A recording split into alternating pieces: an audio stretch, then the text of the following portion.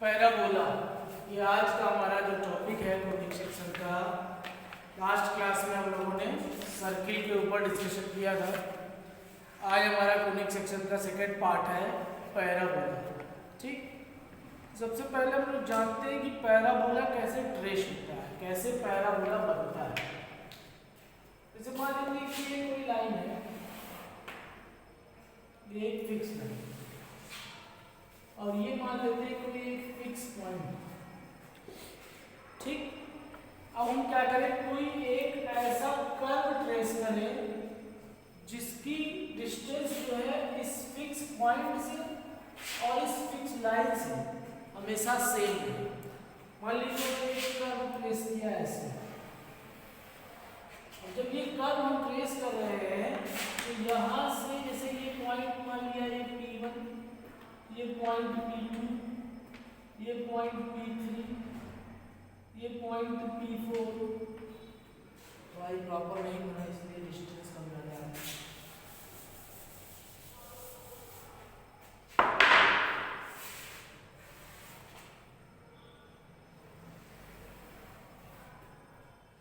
मान लीजिए ये पॉइंट है O, और ये पॉइंट है P, P1, P2, P3, P4, और यहाँ पे मान लेते हैं जैसे ये पॉइंट है F, ये आपका F1, ये आपका F2, ये आपका F3, ऐसे ये आपका F4। तो कर्व इस तरीके से ट्रेस किया जा रहा है कि इस O पॉइंट से जैसे ये P की डिस्टेंस और इस F से इस P की डिस्टेंस, यानी कि OP is equal to PF। इसी तरीके से OP1 is equal to PF1। इसी तरीके से OP2 is equal to P1 F1 होगा, P1 F1, P2 F2। इसी तरीके से OP3 is equal to P3 F3 dash dash dash. तो हम क्या देखें कि मतलब यहाँ से इस पॉइंट पे अगर कर्व पे कोई भी एक पॉइंट ले रहे हैं तो जितनी डिस्टेंस उसका O से है, जितना डिस्टेंस O से है उतना ही डिस्टेंस इस लाइन से है। यानी कि ये इसके बराबर, ये इसके बराबर, ये इसके बराबर, ऐसे ये आपका इसके बराबर, ये इसके बराबर। तो इस तरीके से अगर कोई कर्व या कोई पाथ जो है वो ट्रेस होता है, हाँ, तो जब ये इक्वल डिस्टेंस होता है तो इस टाइप का जो कर्व बनता है उसे कहा जाता है पैराबोलिक कर्व। क्या बोला जाता है? पैराबोलिक कर्व, और या सिंपली इसे पैराबोला भी कहते हैं। अब इसमें जो ये फिक्स पॉइंट होता है बेटा, इसको बोला जाता है फोकस, और इसे रिप्रेजेंट किया जाता है F।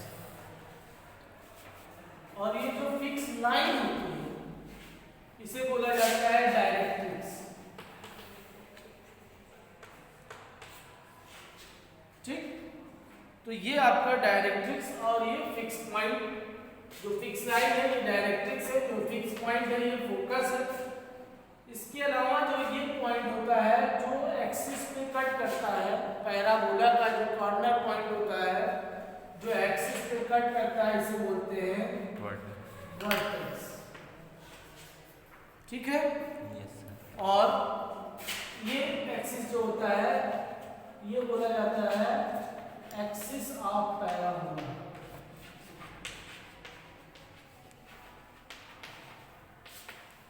ठीक है, तो ये सिंपली जो है आपका एक पैराबोला में ये चीजें होती हैं। पैराबोला इस तरीके से ट्रेस। अब उसके बाद हम जानते हैं standard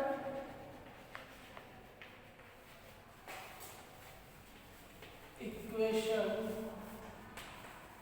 of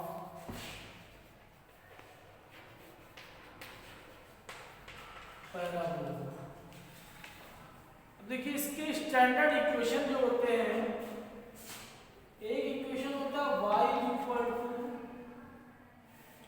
Y square is equal to 4ax, ये प्लस माइनस 4x, और दूसरा इक्वेशन होता है x square is equal to plus minus 4ay। अब जब आपका equation y square is equal to plus minus 4ax है, यानी कि इसको हम प्लस 4ax भी लिख सकते हैं और माइनस 4ax लिख सकते हैं। जब इक्वेशन आपका y स्क्वायर के नाम होगा तो आपका पैराबोला जो है जो प्लस में होगा तो आपका पैराबोला इस तरीके से, ठीक, राइट हैंड साइड में ओपन रहेगा, और जब माइनस 4ax है तो आपका पैराबोला जो है इस तरीके से बनेगा, लेफ्ट हैंड साइड में जो है वो ओपन रहेगा। और अगर x स्क्वायर के फॉर्म में है तो इसको जो है प्लस 4ay माइनस 4ay,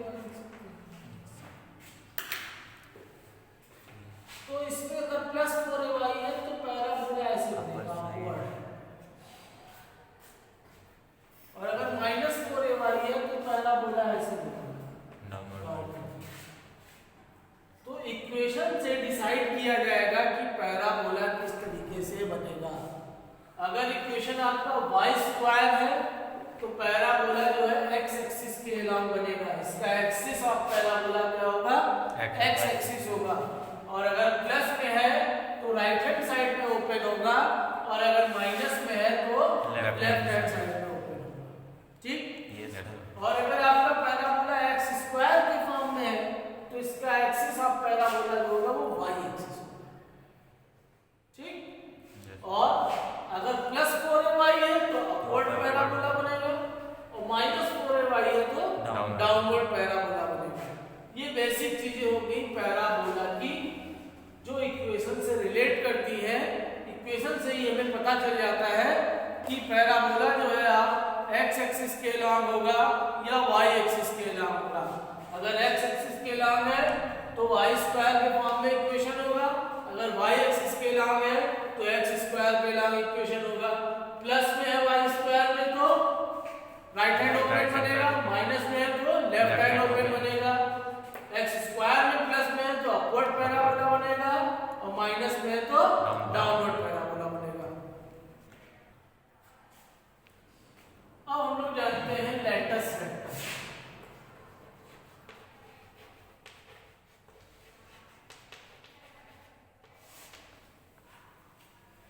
जैसे कि मान लीजिए ये पैराबोला,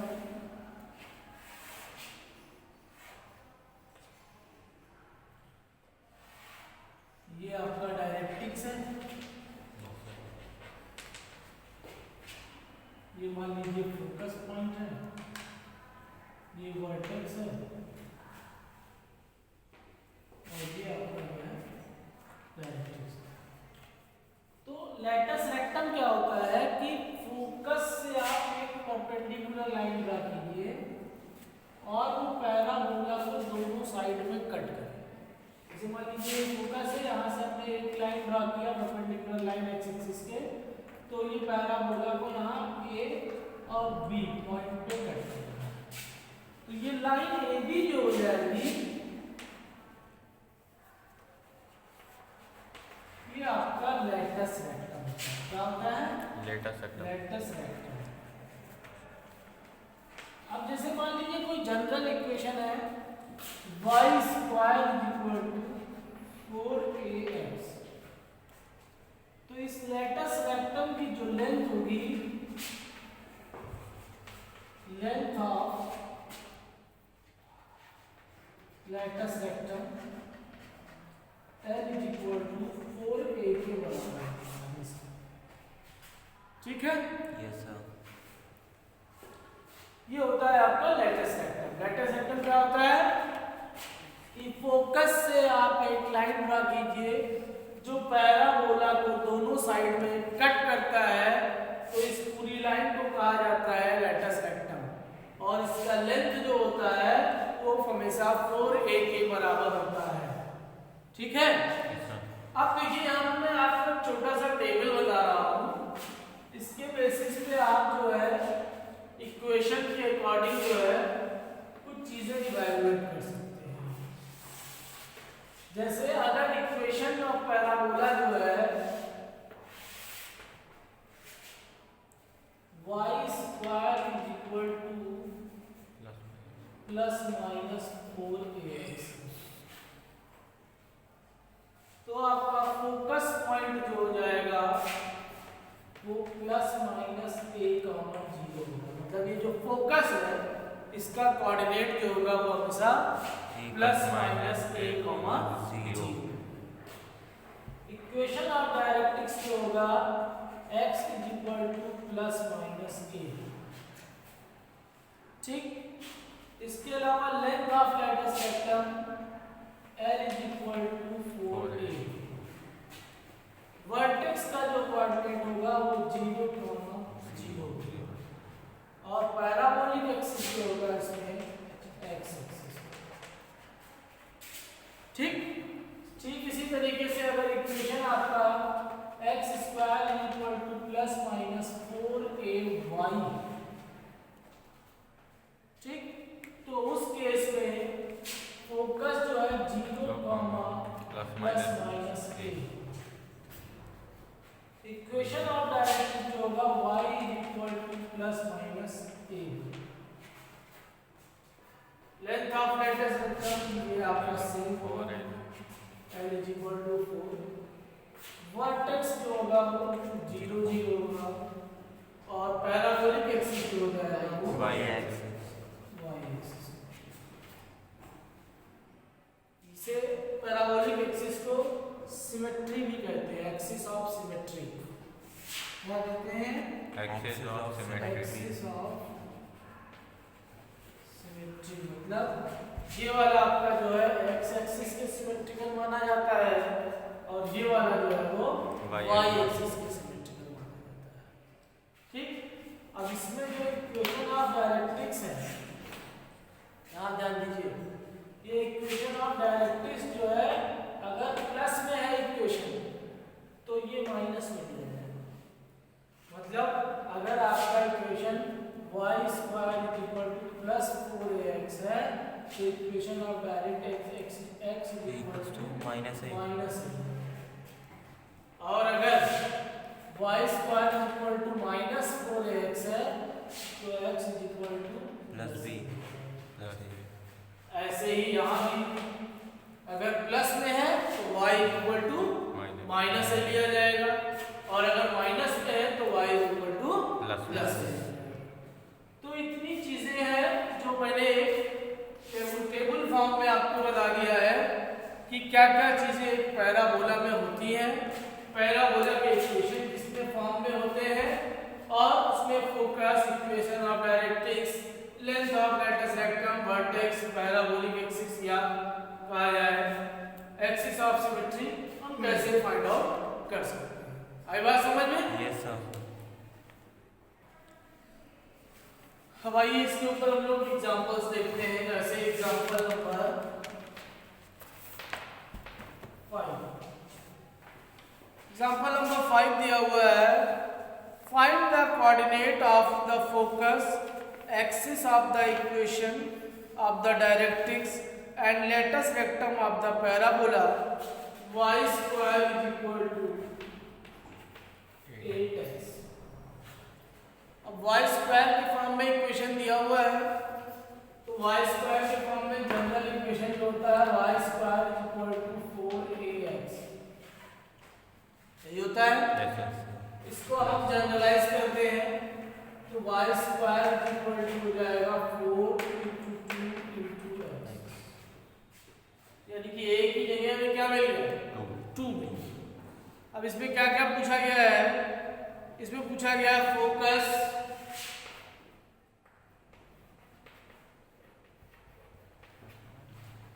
दूसरी चीज पूछी गई है एक्सिस ऑफ द इक्वेशन,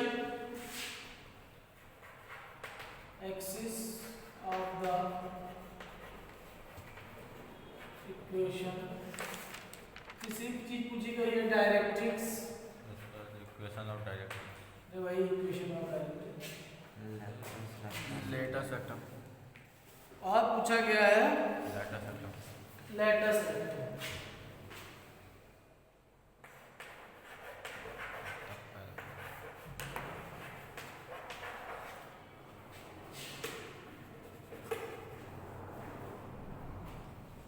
अब यहाँ से हम देखें ऑब्जर्व करें तो पहला बोला जो है वाई स्क्वायर में लॉग है, ए की वैल्यू जो है हमें क्या मिल गई है 2 मिल गई है, तो फोकस जो हो जाएगा वो 2,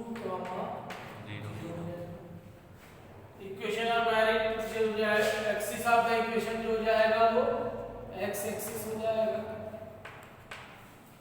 डायरेक्ट्रिक्स जो हो जाएगा आपका x माइनस a यानी कि -2। लेंथ ऑफ लेटस रेक्टम क्या होता है 4a यानी कि 4 × 2 = 8।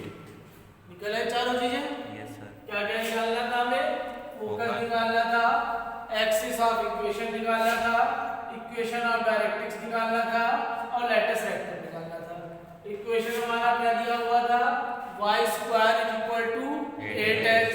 इसको हमने क्या किया स्टैंडर्ड फॉर्म में तोड़ दिया, तो उससे हमें क्या मिल गया a की वैल्यू 2 मिल गई।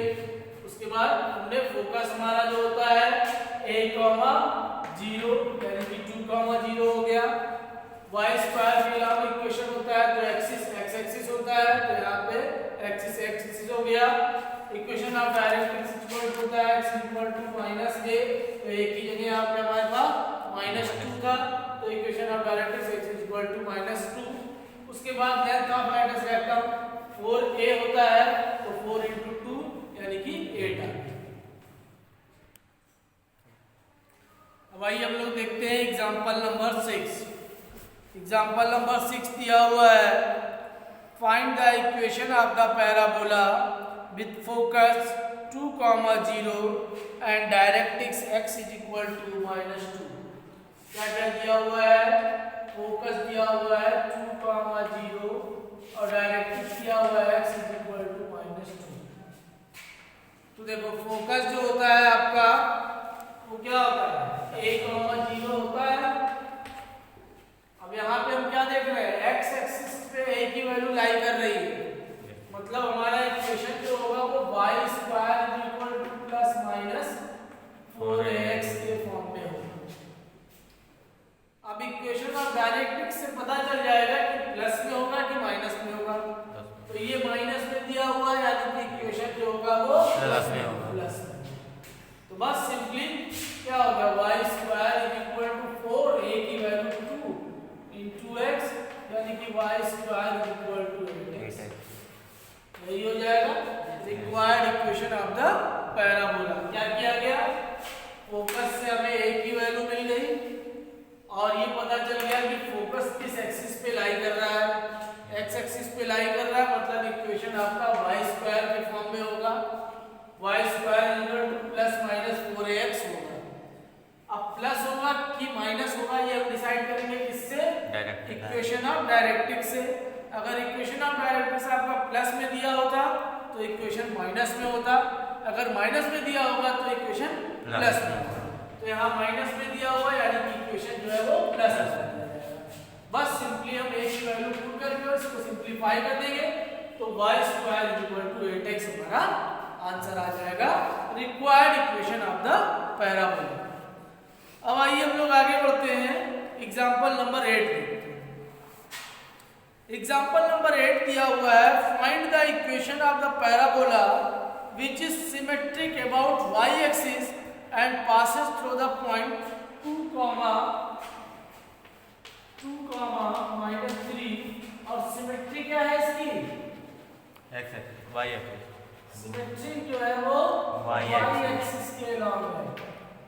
अब इसका इक्वेशन हमें निकालना है, तो सिंपली ये सिमेट्री अबाउट y एक्सिस कह रहा है, इसका मतलब इक्वेशन जो हमारा होगा वो x² = 4 ± 4ay के फॉर्म में होगा। ठीक है, यस सर। क्या करते हैं यहाँ पे, अब हमें इसके अलावा तो कुछ दिया नहीं, ना फोकस दिया हुआ है, ना वर्टेक्स दिया हुआ है, कुछ नहीं बताया गया। तो हम क्या करेंगे, इसको प्लस कंसीडर करके चलेंगे, ए की वैल्यू निकाल लेंगे पहले। अगर ए की वैल्यू पॉजिटिव में आएगी तो अपवर्ड पैराबोला बनेगा, और मतलब इसका मतलब क्या होगा, x square equal to plus minus 4ay, या तो पैराबोला आपका ये होगा या तो पैराबोला आपका ये होगा। अब अगर ए की वैल्यू पॉजिटिव में आएगी तो फोकस ऊपर होगा, मतलब पैराबोला अपवर्ड बनेगा। ए की वैल्यू नेगेटिव में आएगी मतलब फोकस नीचे होगा, यानी कि पैराबोला डाउनवर्ड बनेगा। ठीक है, तो क्या करेंगे, यहाँ पे वैल्यू पुट कर देंगे जहां से पैराबोला पास कर रहा है। पैराबोला कहां से पास कर रहा है, 2 और 3 से, यानी कि x की जगह 2 पुट कर दीजिए और y की जगह 3 पुट कर दीजिए इस इक्वेशन में, और a की वैल्यू निकाल लीजिए। तो x की जगह 2 पुट किया, 2 का स्क्वायर माइनस 4a, y की जगह 3। तो क्या हो जाएगा ये, 2 टू जा 4 is equal to minus 12a, a is equal to 4 upon minus 12, 4 1 जा 4, 4 3 जा 12, यानी कि a इज इक्वल टू आपका हो गया माइनस 1/3। a की वैल्यू किस में आ गई, माइनस में आ गई। इसका मतलब जो पैराबोला होगा वो हमारा डाउनवर्ड होगा, ऐसे बनेगा। और जो इसका जनरल इक्वेशन बन जाएगा हमारा, हम इसमें जो है a की वैल्यू पुट कर देंगे, यानी कि x equal to x square equal to 4, a की वैल्यू माइनस 1/3 इंटू वाई, यानी कि x square is equal to minus 4/3 y। This is the required equation of the parabola. आई बात समझ में, कैसे किया गया, जो इक्वेशन होगा क्योंकि सिमेट्री अबाउट y एक्सिस दिया है, यानी कि इक्वेशन हमारा x स्क्वायर के फॉर्म में होगा, यानी कि x square is equal to 4ay ले लिया हमने।